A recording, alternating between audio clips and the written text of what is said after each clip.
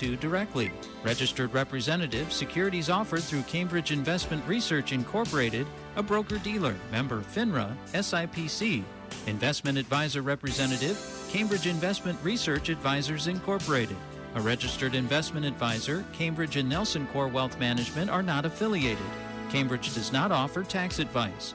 Now here's today's Financial Focus program. Well, here it is, October 1st. Hard to believe. Dave Nelson, Yes. Before we get into the stocks, your nephew Brian Peterson is getting ready to begin his first full season as a head coach at South Dakota State, where he had been an assistant. What a career he has had. I mean, junior college at Iowa State prior to coaching, a player there. Yes. And now to get this. But you were telling me economics Yes. of Division I basketball. Yes. That he is competing against some big money. Gosh darn, it's stunning. So again, we're talking South Dakota State men's basketball. Okay, folks, got to put it in perspective here. Certainly a D1 program, but again, not one of the big gorillas that's out there. And so we were chatting. This was a few months back and whatever, and just curious as far as what kind of money realistically do you have to dole out? As far as for those that don't know, college players are now getting paid in many sports, and the bigger the program and the more money that comes in the door, obviously the more flexibility that you have as far as offering some of these players money. So he was just, for comparison's sakes, rattling off, and he said, my budget's give or take about $65,000 for my entire team. And he said, there's multiple programs out there, and the one that he rattled off was Utah, and he said that they're a little over $3 million. So again, how can I possibly at $65,000 compete with that $3 million? Now, there's going to be a few individuals that are under the radar that are going to show up and really work their tail off and be a great player for you, undoubtedly. And he thinks he's got a couple of those individuals. But the concern is that they're there 1 year then, and somebody else is going to pluck them away. So you're seeing that as far as in all levels, but again, the junior colleges are becoming a feeder system for that, or not becoming, but continuing that process. But even some of the smaller schools are going to be finding themselves in that same type of position, and it's kind of tough. And again, I guess if he had his choice as far as that, there would be more contracts and whatever in place, similar to like the pros. People say, well, what's the difference? The pros get paid. Well, the pros get paid, but they sign a contract, and I'm committing to 2 years or 3 years or 10 years or whatever the case may be. In college, you don't have that. So the end result is I can ring the register here, and then I can move on to another one as far as if I'm good enough and somebody offers me the money. So it's a complicated thing. I mean, I get in discussions with people all the time about stuff like this, and they'll push back and say, but they deserve to get paid. I said, I agree. They get an education for free, and they're going to get paid now going forward. But shouldn't they have to? I mean, the school's going to commit some money to them. Shouldn't they also have to commit as well? So I don't know where it's all going to end up, and it's nice to have somebody that I guess I would say is on the inside as far as kind of has a better understanding of this. And so I've just, again, chatted with him and found it interesting, because I didn't know there was that big a disparity as far as money is concerned. That was absolutely staggering to hear that as far as the $65,000 versus $3 million. And really, you think of Utah, not a powerhouse. Yeah, they exactly. got $3 million. Yeah. So you wonder with like an Indiana or Kentucky or somebody like that. Exactly. What they have as far as their budget goes. Yes. And the thing that gets me is that these coaches have enough to do with X's and O's and getting the team ready, but now they're looking at this. Yep. But you see some programs have an individual or more than an individual. That's their job, is to regulate what everybody's getting. Yes, what they're getting and retaining. So some of the big-time coaches that have retired in the last few years, as far as, and again, I'm talking specifically about basketball, but I think this probably applies elsewhere. But they're saying we're no longer just recruiting from outside. We have to keep recruiting our own guys to maintain and keep them as far as, for next year. And so it just, something's really, really gone wrong as far as with this. And I don't know the answer, not smart enough. Nobody does. And to try to turn back the dial now at this point in time, I don't know if it's possible. So, they're going to have to do something. But to me, probably the the one that I would probably focus most on would be, yes, here's the money, but you're committing to me for 2 years or 3 years or whatever the case may be. So maybe that would make a difference. Maybe it wouldn't. I'm sure we can pick holes in that theory too. So anyway, but it's fun. It's exciting. I don't know how many folks out there are excited about Iowa men's basketball, women's basketball, as far as Iowa State is concerned. We got some Illinois folks, I'm sure, that are listening in here. And so kind of nice. I speak in Illinois, I follow football a fair amount, too, as far as the Big Ten. And it's nice to see them as far as in the rankings. But they got it stuck to them by Illinois. By Indiana killed Illinois, yes. Yeah. But again, love seeing, I guess, what I would define as local schools, basically suiting up and having hopefully a good start as far as to their upcoming seasons. And along those lines, Brett Bielema's from Prophetstown. Prophetstown, yes. And Shauna Green, the women's coach, is right here from Clinton. Isn't that wild? So those, if you don't know, the Bielema's coaching the Illinois football team, again, from Prophetstown. And then our local gal here that played many, many years at Clinton High and then moved on. And she's got the Illinois team, and they picked up one of Iowa's players as far as, so she got a really nice player as far as, can't come up with the name right now, but she was a backup point guard as far as for Iowa last year. So anyway, it's always interesting. And again, people tuned in to listen to me talk about money, but they know if they listen.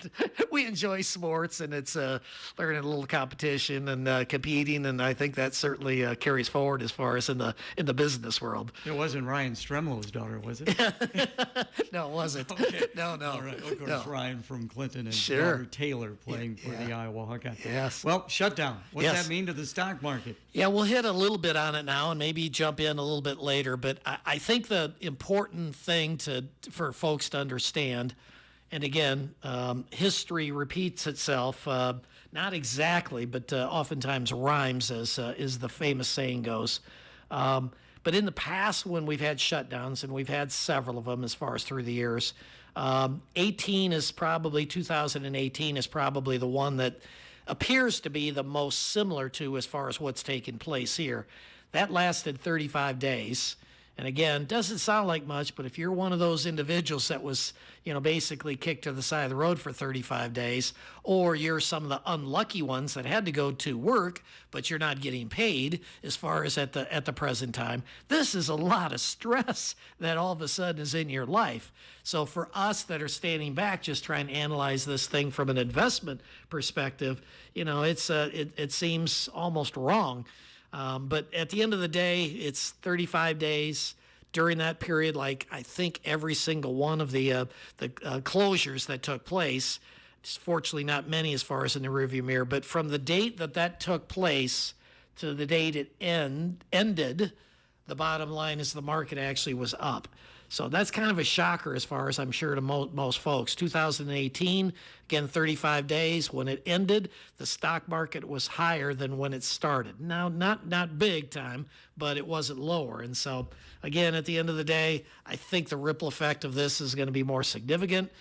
Washington has become, and it's quite sad, folks. And again, I know I talk about it. I know I tick people off when I start talking about this stuff because we've got lefties, we've got righties we work for. I clearly put myself in the middle and say that there's a bunch of idiots on the Republican side and there's a whole bunch of idiots on the Democratic side. I'm interested in a quality individual that looks at what's best for the country and what's best for us long term. And those are the individuals I like to listen to.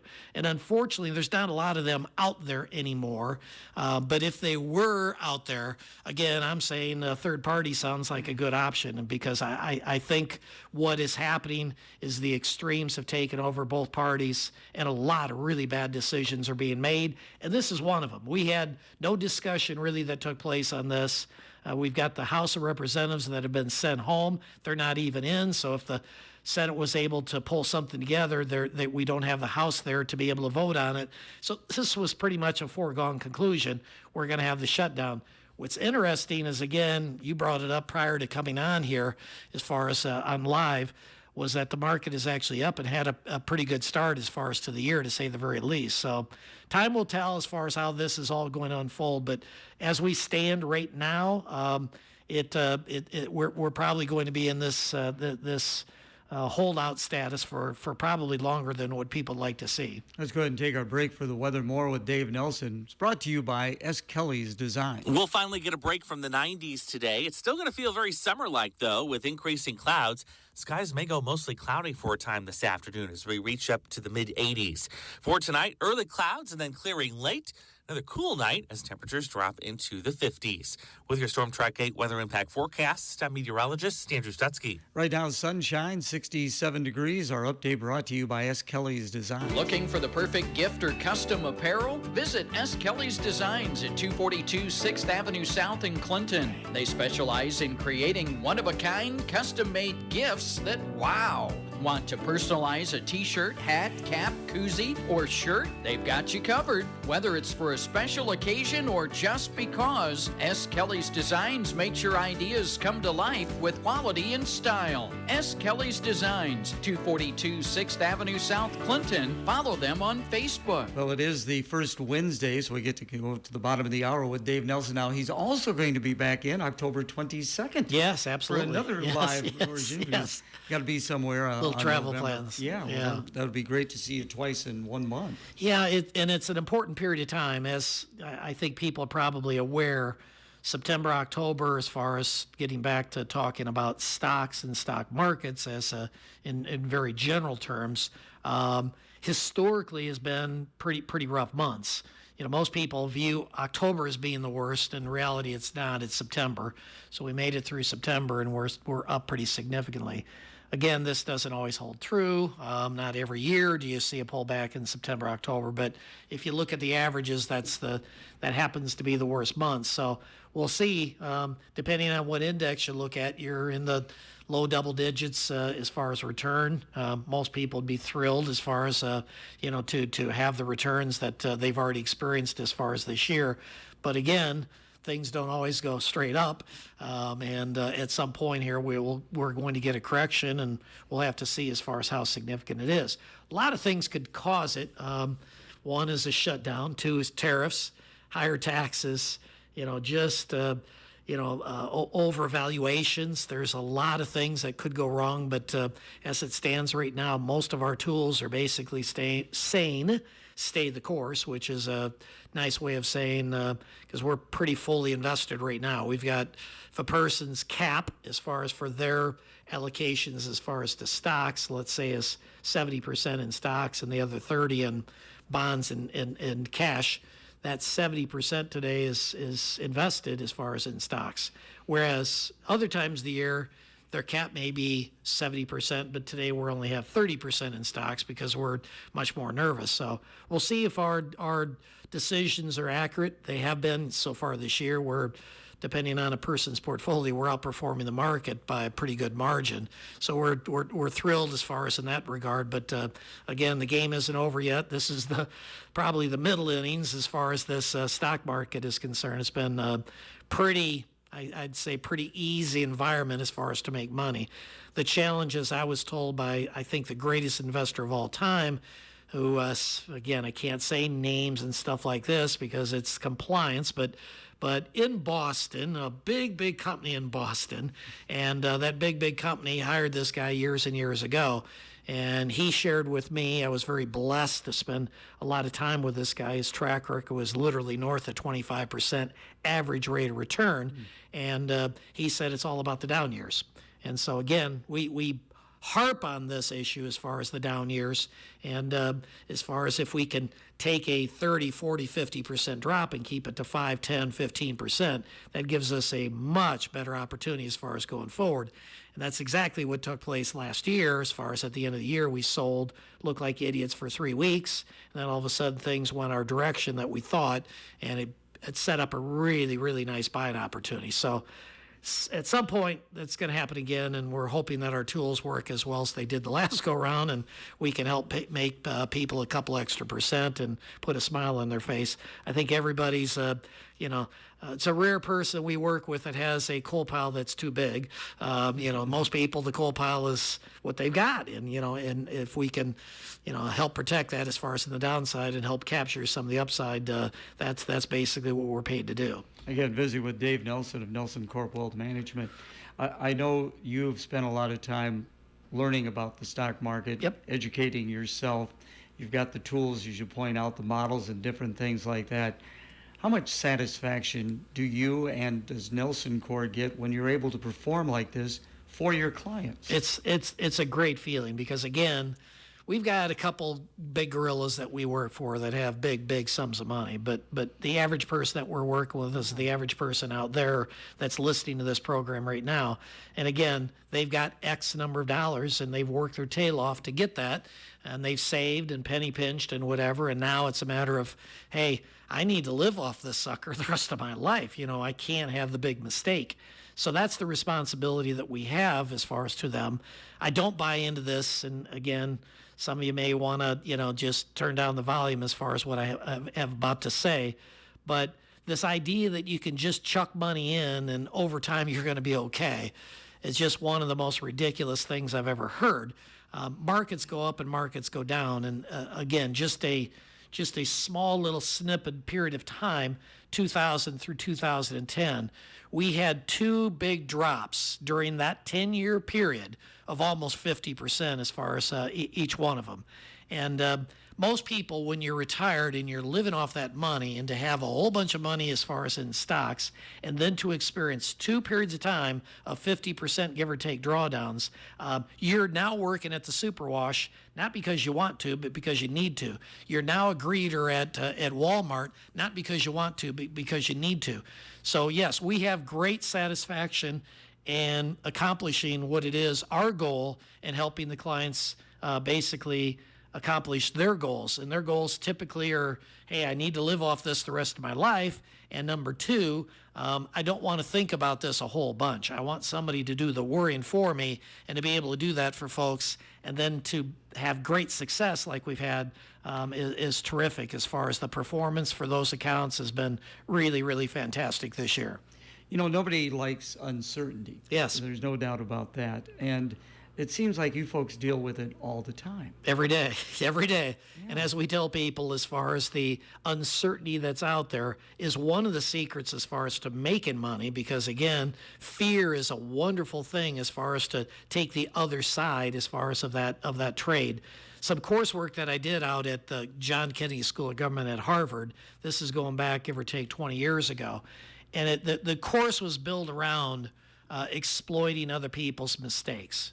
In a nutshell, it's fear, and people react to that fear. I better sell now. I'm down 30%, but this thing's going to go down probably another 50%, and I better sell now. And oftentimes, again, when that person pulls the trigger and makes that change as far as in their allocations, in other words, they sell, as far as typically it's going to be stocks, it's at about the perfect time as far as to make a massive mistake. What we want is we want logic, we want objective type tools and whatever, and with that, we can make better decisions. As I brought up earlier, and I think I made it clear, a 30, 40, 50% drawdown, it doesn't mean that we're breaking even as far as with our client portfolios. It's the expectation and the hope is that we take that 30% drawdown and we keep it to 10 to 15%, again, giving them the opportunity to exploit it then when things turn around. So it's a tough business, and there's tremendous amount of uncertainty. And again, we just have to deal with it. That's what people pay us to do. We basically tell people when they come in the door and they're trying to decide, is this a good decision for them? And some of them that will say silly stuff like this, that, I kind of enjoy this. And my response is always, You're lying to yourself is basically it. Nobody really enjoys it. You basically think you need to do this. And so we tell people if they enjoy it, don't come to us because, again, if you can do it yourself, there's no sense in paying somebody. But it's a tough business. I mean, it's 24 hours a day. It's no longer a 8-hour day type thing where you're pondering some of these decisions. So, yeah, it's complicated, but it's, as you said, it's very rewarding when things come together. And they come together for us more often than they don't, and this year's a great example. Visiting with Dave Nelson, one thing I want to bring up as well is how you have diversified so much at NelsonCorp. I mean, it's just not investments anymore. You're doing taxes, Medicare, or Medicaid. Yep. Why did you want to go in this direction? So we just literally did four gatherings to the public as far as talking about Medicare, a couple up at Rastrelli's and a couple down in the Quad Cities. And I led into every one of them basically telling people that I started back in 1981. And so in 1981, it was pretty simple, and we did investments, and it was mutual funds and pretty straightforward. But it didn't take long to realize that every decision that we're making on the investment side is reflected on the tax return either today or tomorrow. So we had to incorporate that, and it was much more difficult than what we thought as far as to bring that in-house, as far as the complexities, the rules, the regulations. We brought in estate planning, so we've got attorneys that come into our office and work with clients as far as the important estate planning stuff. But just this, and you brought it up, the most recent addition certainly centers around as far as Medicare, which is now, give or take, 3 years, 4 years, we've been doing that. And the reason for that is because all this stuff works together.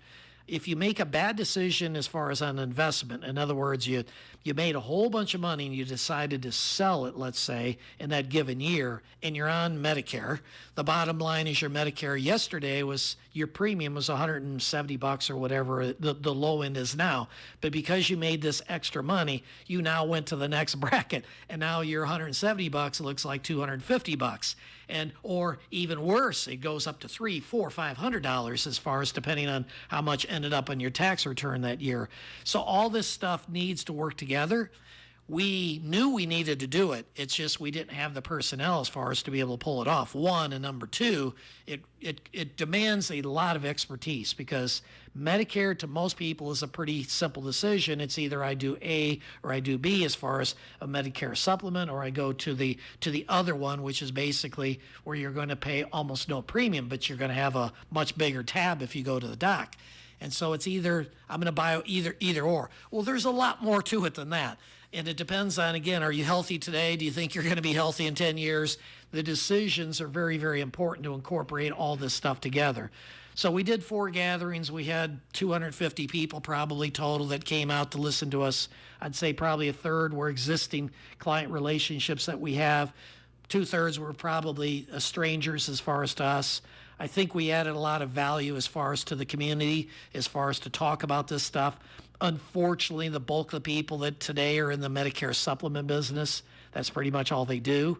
And so they just focus only on that. This premium is this much, this premium is this much, and decision made. It's as simple as that. Well, it isn't that simple, and you need to factor in a whole bunch of other variables. And now we're able to do that because we have the wealth management side, knowing the decisions they're making on the investments, the taxes, what's your current tax state or your return look like. Could we add a little bit more on and still keep your premium on your Medicare supplement or your Medicare a part of it as far as at the current level? So really important as far as to pull all this stuff together. As we kind of wrap things up again, you're going to be back in just 3 weeks. Yep. So we'll see if the shutdown is still going on. Hopefully we're back to work by then. What is all taking place? So Yes. what are you going to be looking at here the next couple of days? The big thing is how's the market reacting to it, and looking at things overnight as far as abroad, over in Asia, which is, again, kind of a precursor as far as oftentimes to what's taking place here. Look at Europe, and everybody was selling off. The good news is it wasn't selling off very much. So percentage-wise, not too terribly bad. So, again, most of our life revolves around the decisions that we make as far as an investment. So that'll be front and center as far as when you and I get together again. All right, always appreciate it. We'll see you on the 22nd. Dave. Thanks, Gary. Financial Focus is a production of NelsonCorp Wealth Management in Clinton and Davenport. The opinions voiced in this show are for general information only and are not intended to provide specific advice or recommendations for any individual. Any indices mentioned are unmanaged and cannot be invested into directly. Registered representative, securities offered through Cambridge Investment Research Incorporated, a broker-dealer, member FINRA SIPC. Investment advisor representative, Cambridge Investment Research Advisors Incorporated, a registered investment advisor. Cambridge and NelsonCorp Wealth Management are not affiliated. Cambridge does not offer tax advice. For more information, visit our website at www.nelsoncorp.com. Basically, get out of the way.